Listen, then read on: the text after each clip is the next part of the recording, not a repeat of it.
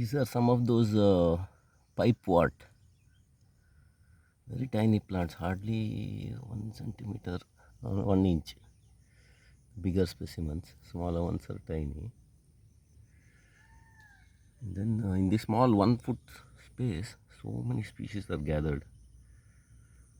This pipewort is called, I think, Eriocaulin or something. It's one of the those short seasonal plants that come up when the monsoon starts, and before the monsoon is over, they have to finish their cycle of reproductive cycle and flowering, pollination, seeds. Everything has to be finished off in that few months. And then they will wait till the next monsoon before once again the cycle repeats. Almost like those some of that Arctic plants and all, which have very short season for growing, and then after that it's too harsh for them to survive. And these are all plants that I call them as stranded residents in doomed locations. Now this I've done so many videos in this plot of land. It's about some 40 acres, maybe 30-40 acres. And this place is a definition of a doomed location. What I mean by doomed location is those places where this so-called development is taking place at a hectic pace, and it's just a matter of time before all this gets made into real estate, because it is the town has now surrounded this property completely, and now it is some dispute or something was there, so it was left idle for a few years. Now it is one of these days it will get resolved. So therefore, as far as the biodiversity and plants over here are concerned, this is a doomed place. A lot of little animals also there. I'm sure many of them are rare and all, because this is a biodiversity hotspot area. And already you can see apartments are peeping out, and I'm sure this real estate now, it's so valuable that probably high-rise buildings and all will come over here, say within the next 5 or 7 years maximum. So those places that are prone to, I mean, they are in the middle of some town, or some development activities happened there, and then the towns are growing, and so for such reasons these places, they lose their original situation where they are left to fend for themselves, and the plants in those doomed locations are stranded residents, because these plants and all, they can't, their seeds and all can't fly kilometers together and land up far away and all that easily. And they have been here for millions of years, because these are all very peculiar situations. This laterite hilltops and these locations are a unique environmental situation where many very precious plants have evolved over thousands and thousands of years to occupy those niches. This is that Lepidognathis, very beautiful and endangered plant of our India. It's not even been studied properly, what it contains, what happens to it and all. And then there's a huge patch of it. Almost all of that is this laterite rock is covered with this beautiful Lepidognathis that can spread out on these rocks and settled there, and it's perennial, so it lasts year after year. This patch is probably very old because nothing else can grow here. And even agriculture they are not done. I mean, they can't do here. There's nothing to hold the soil. So in these kind of locations, nature has created these plants who can occupy all these little niches, and these Lepidognathis can cover up rocks and all nicely. And then it's also, if you look at it carefully, it's very beautiful. And it's easy to grow also. I took a couple of specimens and tried it out. It survives nicely if you create somewhat similar conditions. Whereas this one, it's impossible to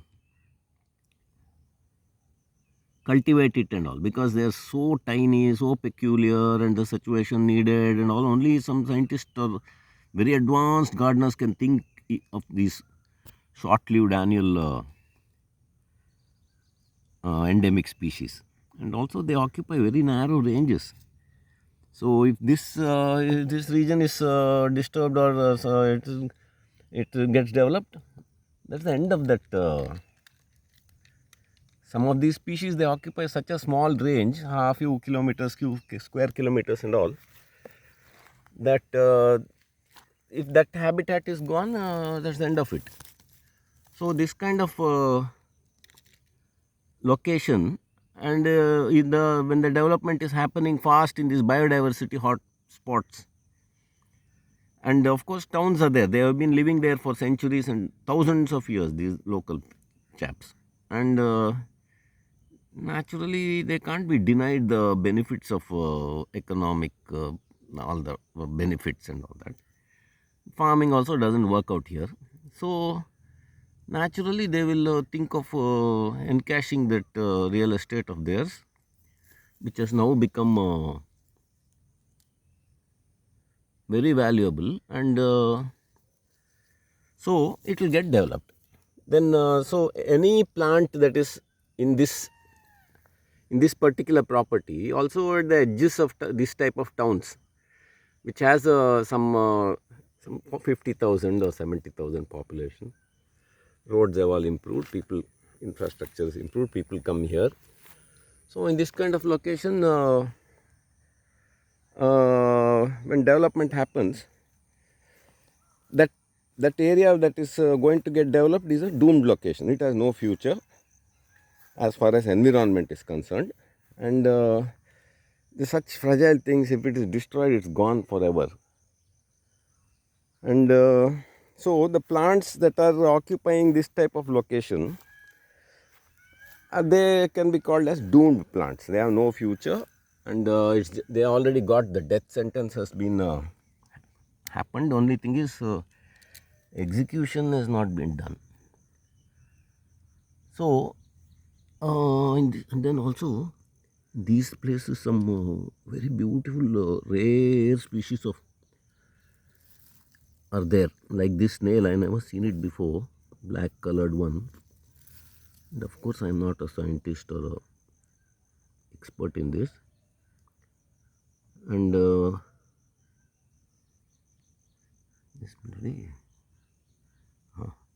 so in this is a tiny ecosystem by itself with these mini plants, all 1 centimeter tall. Then in that there are certain creatures are there who are exclusively dependent on this kind of environment for their survival. This small black snail and all, probably if it is this kind of habitat is not there, it will go. They can't cope with this very rapid change. And see how beautiful it is. It will not even be noticed. And of course, if the bulldozer comes here, you know what's going to happen to that little snail. So this is also a doomed creature. It's stranded in a developmental area that is going to get developed. So that's a doomed place. And there's no way this little chap can escape from here. It's done. It's because it's too small and fragile and delicate and all. So when if you come across this now, suppose you're a scientist or some enthusiast of all this nature, and you come across a plant of a creature or these kind of plants, then according to me, see, it's not in a reserved forest or any such conservation area. It's in a commercial place. This place has been already agricultural status has been removed. It has been made as residential. So here, this is the kind of place where plants have to be collected, and they can be collected in ethically. In these kind of places, if you leave it, it's going to get crushed under those bulldozers, and there'll be. This is a stream bed, so this is stream bed habitat. There's nice clear water over there, but that will become all shit water and grey water frothing with the detergent and all kind of rubbish. There's absolutely no hope for this. So in this kind of places, if you come across good plants, and if you are a good gardener who has done some 15-20 years of gardening, you have a good intuition for new plants and all, it's worth to collect a few and try to multiply them in a garden or a greenhouse or something. However, the same doesn't apply in an endangered zone. I've seen videos of people going to some high up in the Himalayas and collecting some Brahma Kamal and all that. They know nothing about botany. They don't know how to keep those plants. Neither they're capable of it. And then you're just pulling out random plants and then taking it, and it dies on the way itself. So that's all criminal, and it's idiocy. But in this kind of location, suppose in the Himalayas, in the middle of the Joshimath town or one of those places where already this Uttarkashi, so many towns are there. So in those kind of places, there will be empty lots. Somewhere has got neglected or not developed, and then there will be some plants. And it has no future. Government and all doesn't care for, neither public know about it. Forget about caring. So in this kind of situation, if the plant is there, and if you find something nice, you should go and tell the nearby best botanist available or best plant experts, and tell them that such and such a plant is there, it's going to vanish because of development, and therefore we have to translocate it to a safer location. So when the question of collecting plants in the wild and all comes on, this can't be exactly called wild, because it's somebody's private property. It's designated for real estate housing apartments. And here there are so many rare plants I found, that some of those water ferns, then that habenaria, hundreds of habenaria orchids, ground orchids, little flowers. Then that Eriocaulin, so many varieties of them. Then those carnivorous plants, all are there here. Already big trees and all have been cut off. So there's no valuable timber. Then after they cut that, because the day they decided that not only they, anyone decide that it's going to be real estate, then they first chop off the hardwood, then softwood, then finally they clear everything, and here and there some sacred spots are left behind. There's one little quarter acre there. Then this side there's a huge sacred garden there. So that's about a couple of acres. That one is protected and it's safe because of religious reasons, not for environmental, and ecological, scientific and all. It's only pure spirituality and religion has saved that little patch. However much development happens here, those that won't be touched. They'll make a fence or something and leave it alone because people are frightened. Otherwise, this entire property, all the plants here, it's a doomed property, and the residents, these are stranded and doomed residents who have no hope of escaping. And here if you find some good shrub or some flowering plant or something, in my opinion, it's better to rescue them. if you are aware that it is rare, and then also that it's a doomed location, and and you know how to identify them, or you can get some expert to do it, and you find someone who is capable of transplanting it. The hardier items you can just remove it and put it somewhere else. The more delicate, fragile type of species, see, already pollution started. This toothbrush, which is going to last probably forever. Then the great Coca-Cola company has contributed enormously to damaging this. All over the earth you can find their bottles. Then this is that silk shampoo sachet. So any water or this aquatic plant here, I got a few very nice aquatic plants. They are all doomed and stranded residents. So it's good idea to take them out, at least a few. If there are thousands of little plants and all, there's no way question of rescuing them and all that.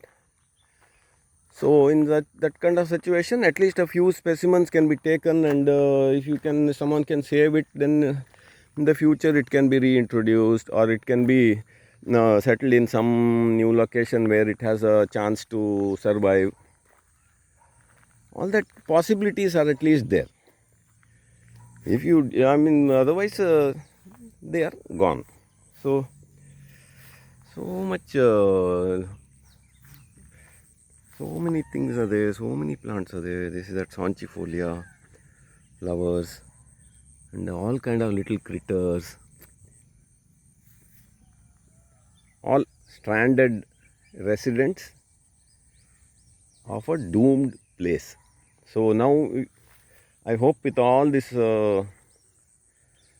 my explanation, it's clear what is a doomed place.